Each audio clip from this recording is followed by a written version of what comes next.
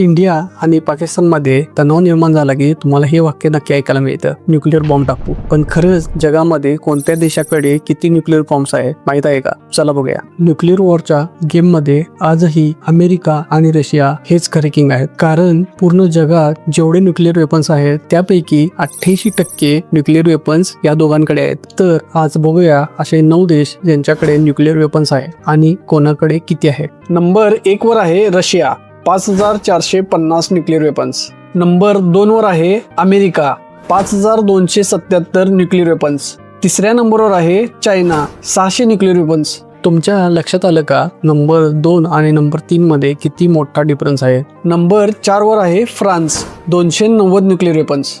Number 5 वर आहे UK, 225 nuclear weapons. Number 6 वर आहे इंडिया, 180 न्यूक्लिअर वेपन्स.